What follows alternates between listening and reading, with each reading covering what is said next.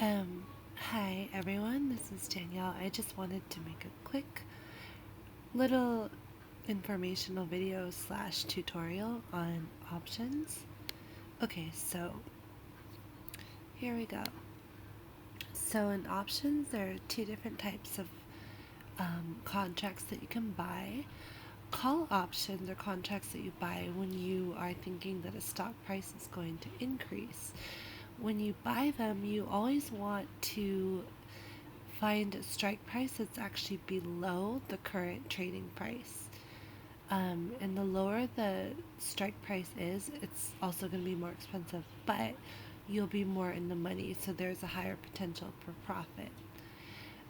When you're looking at your potential contracts to purchase, when it comes to calls, you always want to look at delta to calculate your potential profits to see if the risk reward is there for you. And you do the same thing for puts.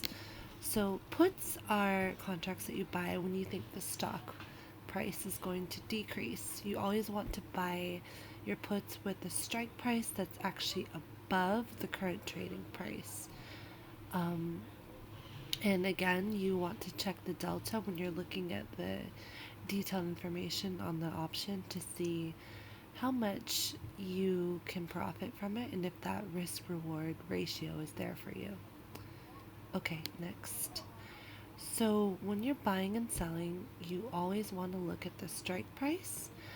As I said before, calls would be below, puts would be above, the bid and the ask. So, when you see a bid and an ask price for either a call or a put, it'll usually be a small number, say it's 10 cents or a dollar.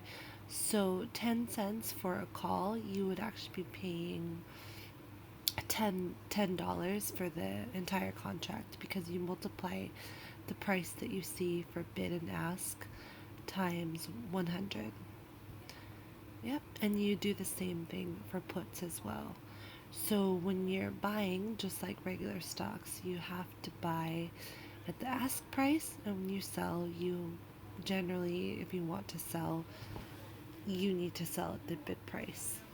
Okay, so as I also mentioned before, delta is the percentage of profit relative to the stock price. So for every dollar that the stock would increase, you would make 15%.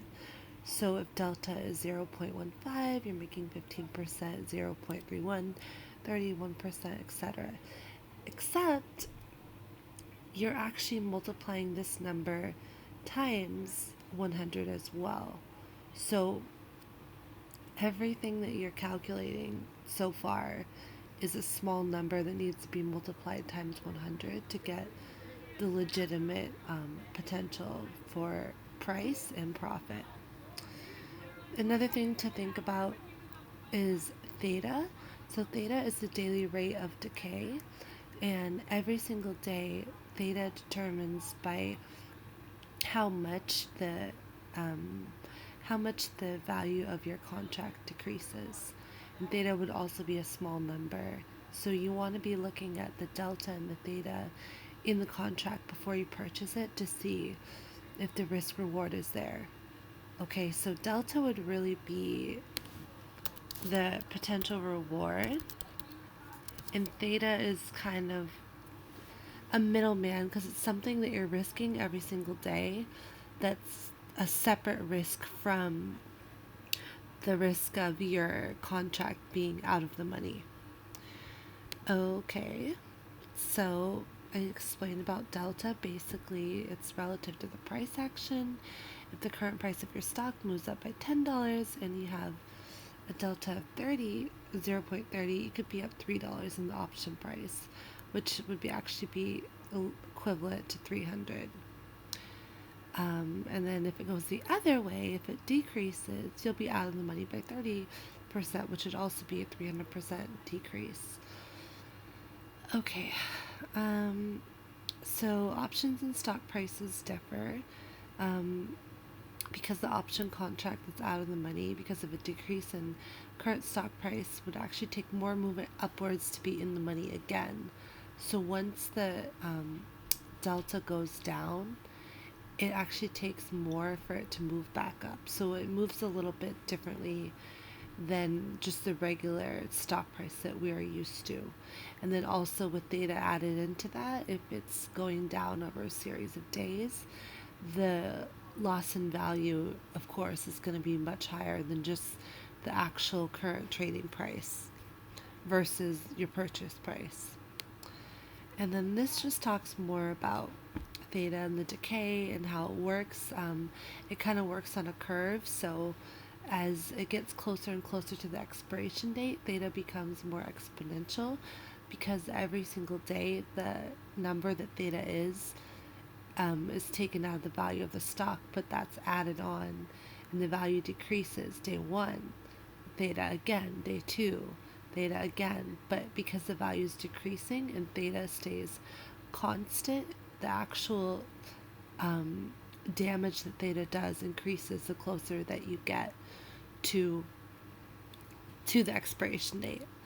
Okay, so let's look at what it would look like if you purchase inside Thinkorswim. So here we have calls for the ticker symbol BKS. That's Barnes & Noble. That's actually something that I'm interested in looking at for tomorrow. And there's puts. So you can see the strike price here. $4, $4.50, $5, $5.50, 6, 7, 8, 9, and so on. Okay, so I believe that the stock had closed at, oh, here we go, $5.96, and then after hours it got up around 6, something like that. So because of the news, and they said that they would purchase it for $6.50, I would be saying, and Tony did say as well, that it probably won't go too far past $6.50. So if I were to purchase a put, which is what I would like to do in the situation, I would be looking at the strike price of $7. And the closest expiration date is the 21st of June. So now I'm going over here and I'm looking at the bid and the ask. So if I want to purchase the $7 strike price, expiration 21st of June, I would need to go in with a limit buy of a put contract for $1.25. And so the total cost of the contract plus the I think TD Ameritrade is 50 cents fee. They don't call it commission for some reason. It's going to cost me $125.50. So the delta, the potential profit is 81%. So that to me is pretty high, which should be very good, especially if I'm only in the contract for a day, which I'm kind of hoping to do. And then the theta is only 1% per day, so that's pretty low. So this would actually, in my opinion, be a good deal. Now let's look at it on Robinhood and see, is it a good deal? So the exact same put on Robinhood at the $7 strike price would be $125. Okay, so it's the same. Not too bad. It's saying 115. That's a little tricky because sometimes you'll end up putting a limit buy at 125, but a lot of brokerages actually give you a price that's in between the bid and the ask.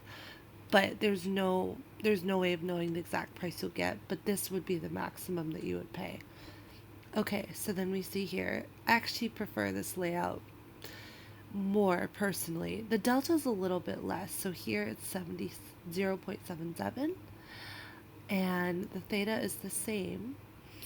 I haven't really learned too much about these, so I can't explain them to you, but I know that the meat and potatoes of calculating your risk reward is really delta and theta.